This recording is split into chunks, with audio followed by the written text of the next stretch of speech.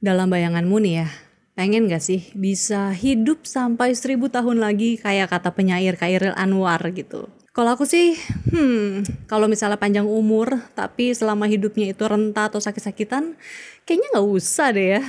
Soalnya kan tujuan kita bisa hidup panjang umur kan sebenarnya supaya kita bisa selama-lamanya atau selama mungkin gitu ya, melakukan sesuatu yang ingin kita lakukan biar hidup bahagia kita itu kan juga makin panjang.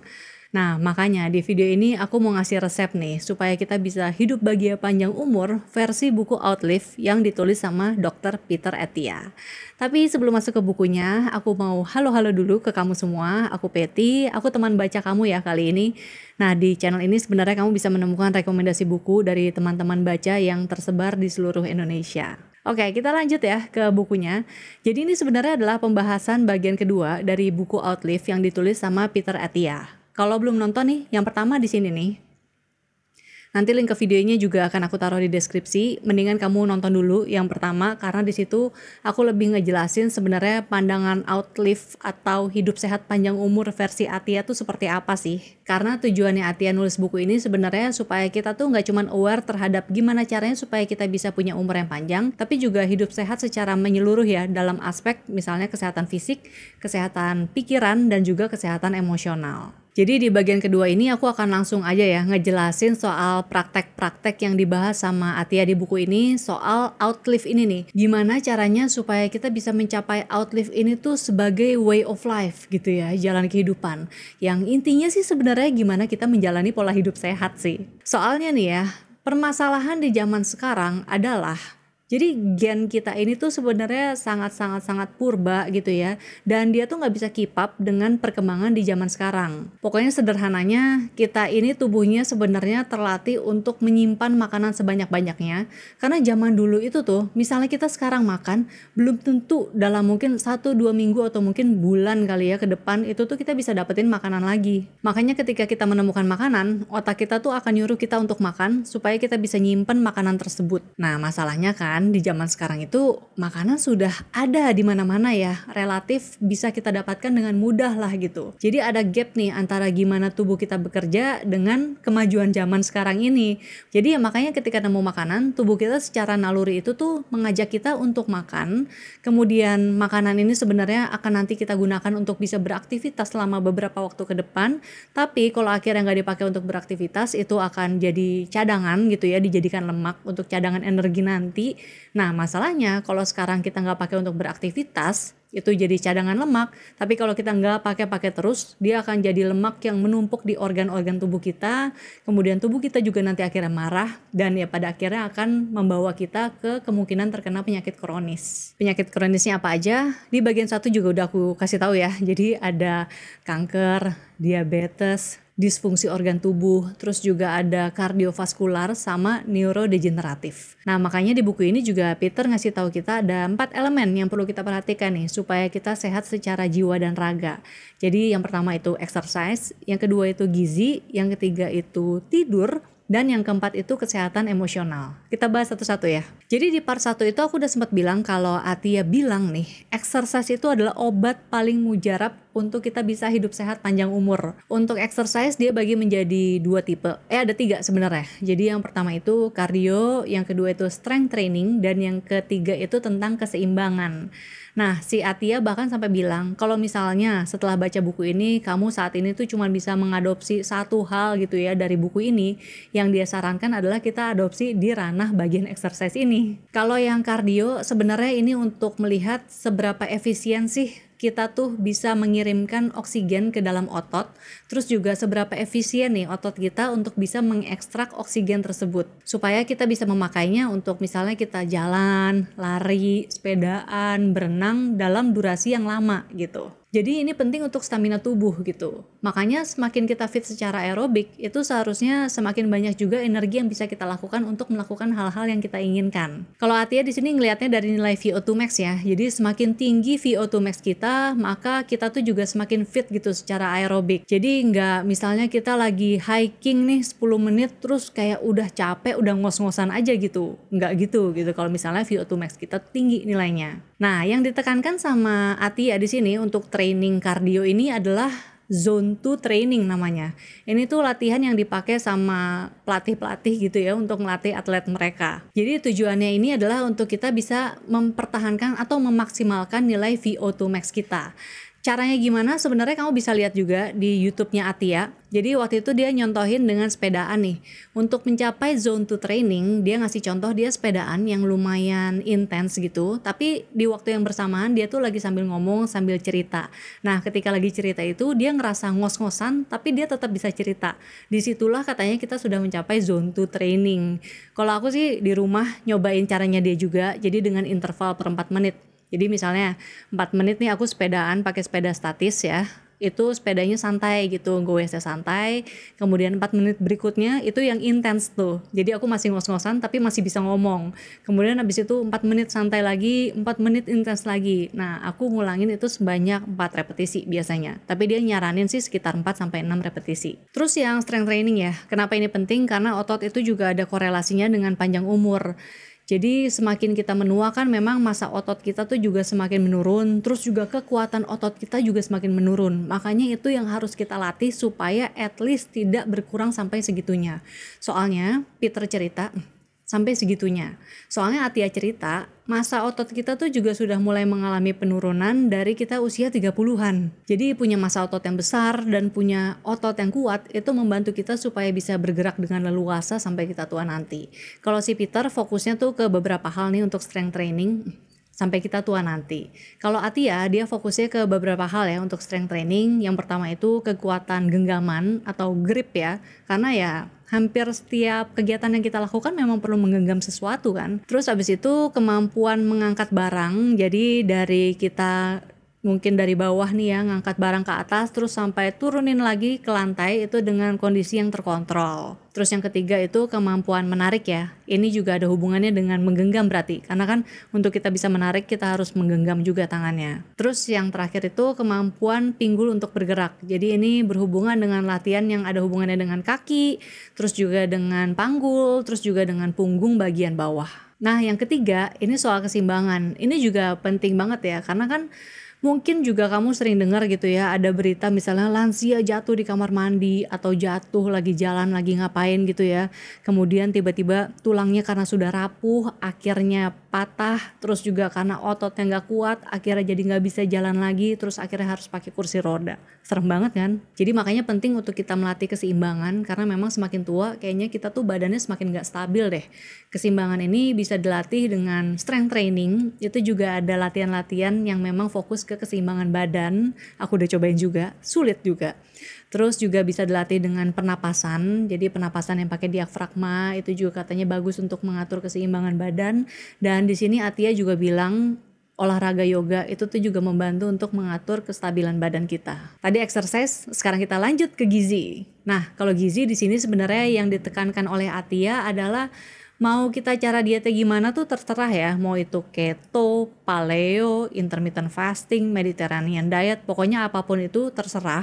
Karena yang penting itu adalah dietnya itu sesuai nggak dengan kondisi tubuh kita dan dengan metabolisme tubuh kita. Jadi yang perlu diperhatikan dalam pola makan itu sebenarnya adalah mencari tahu nih apa pola makan yang berfungsi dengan baik untuk kondisi tubuh kita, terus goal kita tuh sebenarnya apa, dan bisa nggak nih kita melakukan pola makan itu secara terus-menerus atau ya berkelanjutan gitu. Jadi pertanyaan yang perlu dipertanyakan ke diri kita sendiri adalah ada 3 nih. Yang pertama, tubuh kita saat ini kelebihan atau kekurangan gizi. Terus yang kedua, tubuh kita saat ini cukup atau kekurangan massa otot. Dan yang ketiga, tubuh kita secara metabolisme itu tuh bagus atau enggak. Pokoknya peraturan dasar gizi yang pertama adalah jangan konsumsi kebanyakan atau kekurangan kalori. Terus habis itu konsumsi protein dan lemak esensial, konsumsi vitamin dan mineral, terus juga hindari patogen kayak E. coli ataupun racun kayak merkuri atau timbal. Pada prinsipnya tanaman itu baik buat dimakan, terus protein hewani itu aman untuk dikonsumsi karena memang kita berevolusi sebagai omnivora ya. Kemudian ada 3 strategi untuk menjaga gizi. Yang pertama itu membatasi masukan kalori, dalam arti ya kita cuma memperhatikan jumlah kalorinya aja, tapi ingredientsnya enggak. Yang kedua itu pembatasan secara gizi, jadi kita memperhatikan nih gizi-gizi yang masuk tuh apa aja, jumlah karbohidrat berapa, protein berapa, lemak berapa. Terus yang ketiga itu pembatasan waktu makan. Tapi intinya sih kuantitas makanan yang kita makan itu tuh sebenarnya sama pentingnya dengan kualitas makanan yang kita makan. Jadi bukan cuma jumlahnya, tapi sebenarnya gizi di dalamnya tuh ada apa aja. Nah, gizi ini kan tadi udah tahu ya dibagi menjadi 3, ada karbohidrat, ada protein, dan ada lemak. Kalau karbohidrat ini sebenarnya memang menjadi sumber energi utama kita ya, karena karbohidrat ini diubah menjadi glukosa oleh dalam tubuh. Glukosa ini yang dipakai untuk membentuk energi supaya kita bisa beraktivitas. Tapi kebanyakan glukosa itu juga nggak bagus, soalnya glukosa yang nggak kepake itu tuh akan disimpan sebagai cadangan lemak ya dalam tubuh. Nah, kalau si lemak-lemak ini akhirnya nggak dipakai juga untuk beraktivitas, akan menumpuk, terus akhirnya nanti bisa terjadi perlemakan hati dan ya gangguan organ tubuh lainnya, terus juga bisa mengarah ke penyakit-penyakit kronis juga. Nah, di buku ini Atia tuh nyeritain kalau dia tuh punya alat monitor gula yang namanya continuous glucose monitoring.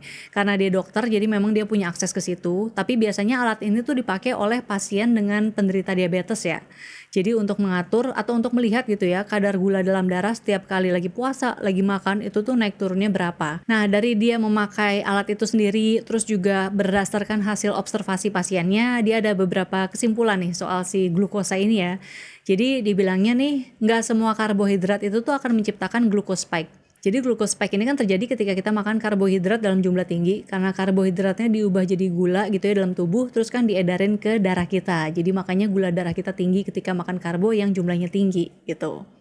Nah, jadi yang akan bikin gula darah kita tuh jadi tinggi itu biasanya karbohidrat yang sudah dimurnikan gitu ya, kayak misalnya gula pasir atau potato chips, pokoknya yang udah diproses sedemikian rupa. Jadi kalau misalnya bentuknya tuh masih dalam makanan utuh, itu tuh tidak akan menimbulkan lonjakan gula darah yang segitunya. Makanya disarankan untuk ya mengonsumsi buah dan sayur. Terus yang kedua, timing, durasi, dan intensitas exercise itu tuh penting, karena misalnya aerobic exercise kayak zumba atau nari, pokoknya yang cukup intens, itu tuh paling efektif untuk kita menghilangkan kadar glukosa di dalam darah. Sementara strength training itu tuh ternyata meningkatkan kadar glukosa dalam darah, karena memang ketika lagi training ini si liver kita tuh akan mengirim glukosa ke dalam sirkulasi darah untuk diubah menjadi energi. Jadi sebenarnya nggak apa-apa juga. Nah, kurang tidur ini nih bisa menyebabkan kadar gula dalam darah kita juga meningkat. Terus habis itu, stres juga bisa membuat kadar gula dalam darah kita meningkat. Karena ketika stres, kita akan memproduksi hormon kortisol, dan ketika hormon ini muncul, liver kita itu akan mengirim lebih banyak lagi glukosa ke dalam darah.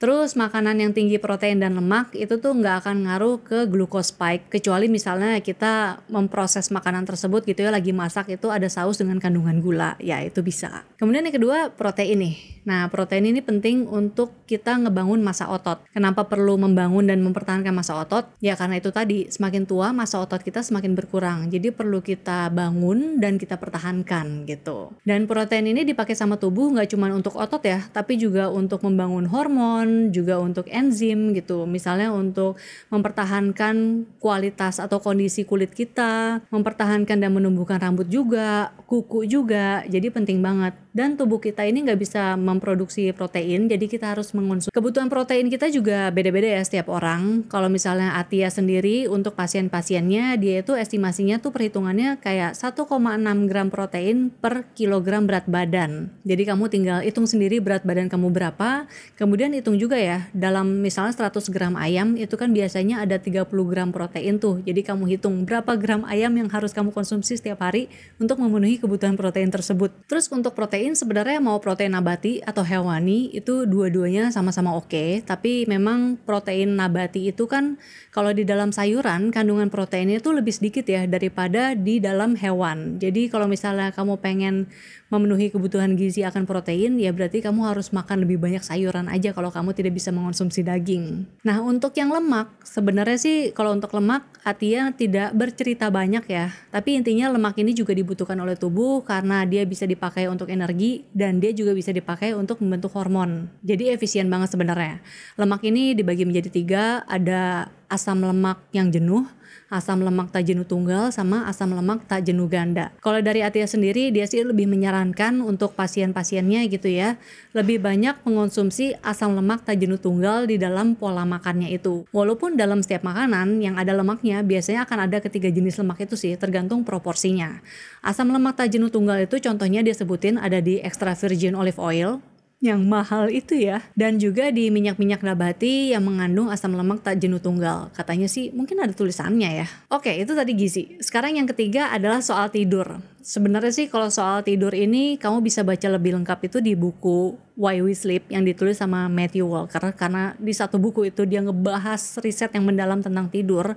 Jadi sebenarnya yang dibahas oleh Atia di buku ini soal tidur kurang lebih menurutku mirip sih secara prinsip ya. Jadi disarankan kita tidur itu durasinya 7,5 sampai 8,5 jam setiap hari. Terus kalau kurang tidur udah tahu efeknya apa tadi ya, bisa kadar gula dalam darah meningkat, mood juga jadi nggak bagus, dan ya kalau misalnya dalam jangka panjang dibiarin terus menerus akan mungkin kita terkena penyakit kronis juga.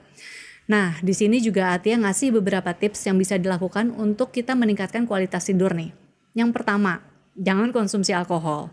Tapi kalau sampai konsumsi katanya batasin maksimal jam 6 sore deh. Terus yang kedua, jangan makan 3 jam sebelum waktunya kita tidur. Kalau bisa lebih bahkan. Jadi kayak nggak apa-apa tuh kita tidur sambil agak-agak lapar sedikit. Terus abis itu hindari apapun yang melibatkan kita melihat layar sebelum tidur. Dan ini juga nyambung dengan yang berikutnya adalah kita jangan sampai mengonsumsi hal-hal yang bikin kita terstimulasi gitu sebelum tidur. Kayak misalnya ngecek WhatsApp kerjaan, ngecek email, atau ya mungkin ngecek medsos. Nah berbahaya juga itu. Terus ini kalau bisa ya, dan ini memang ya kemewahan sih. Kalau bisa sauna katanya, atau berendam di air panas sebelum tidur. Terus make sure kamarnya juga adem, kasurnya juga adem sebelum tidur. Terus ruangan dibikin gelap total kalau misalnya kamu berani. Habis itu juga disarankan untuk bangun di jam yang kurang lebih sama setiap hari ya, termasuk di waktu weekend. Nah yang terakhir sebenarnya kalau misalnya kamu sampai ngerasa masih susah tidur, jangan terlalu dipikirin banget, jangan terlalu usaha banget buat tidur. Jadi kayak ya udah cari aja kegiatan lain yang bisa kira-kira membantu kamu nih untuk bisa lebih ngantuk gitu. Misalnya kayak baca buku, tapi baca bukunya cari yang boring ya biar ngantuk. Atau dengerin podcast sebelum tidur, atau ya minum teh anget gitu juga bisa. Yang terakhir, kesehatan emosional. Nah soal kesehatan emosional ini juga baru Atia sadari gitu ya setelah dia mengalami konflik keluarga yang bikin dia akhirnya konsul ke psikolog.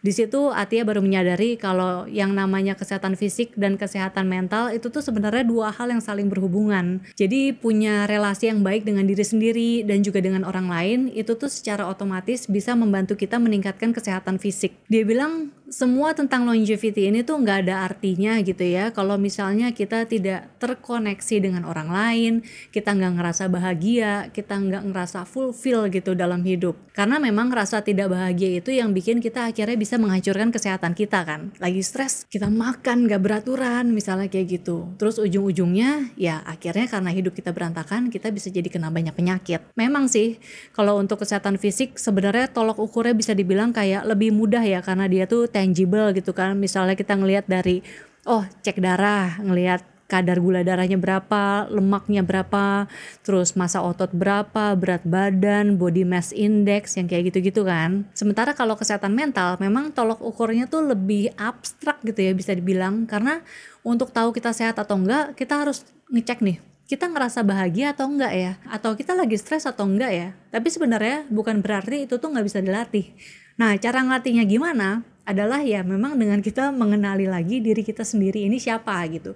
Kita cari tahu kita ini siapa sebenarnya. Kita cari tahu nih seperti apa sih kita orangnya. Apakah kita punya trauma di masa kecil yang akhirnya masih kebawa sampai sekarang, punya luka-luka di masa lampau yang gak terobati, terus kemudian apakah itu mempengaruhi cara kita bertindak saat ini, terus gimana caranya untuk memperbaiki gitu. Karena untuk ngelihat tanda-tandanya sendiri pun juga bisa dibilang cukup abstrak ya, karena Atia sendiri nih, dia juga akhirnya mengenali tandanya ketika dia mengalami konflik keluarga itu tadi kan, terus akhirnya karena dia mengalami masalah dalam hidup, dalam relasi, akhirnya dia konsul ke psikolog.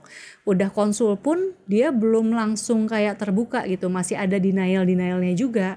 Nah mungkin kalau misalnya di kasus lain ada juga misalnya ngerasa belum tentu konflik ya, tapi mungkin ketika bangun pagi nih kayak hidup gua kok hampa banget ya, atau kayak gua kok kayak gak bersemangat ya melewati hari ini. Dan itu juga bisa menjadi tanda-tanda gitu ya bahwa mungkin ini udah saatnya untuk melakukan check up kesehatan mental. Ya itu tadi pembahasan tentang buku Outlive yang ditulis sama Atia. Aslinya itu masih lebih banyak lagi penjabarannya dan lebih lengkap lagi. Jadi kalau kamu tertarik dengan topik seputar kesehatan ini, menurutku sih kamu harus baca bukunya. Nanti link ke pembelian bukunya akan aku taruh di deskripsi video ini ya, karena bukunya ini bisa kamu beli di Periplus. Oke, sampai jumpa di episode berikutnya. Bye!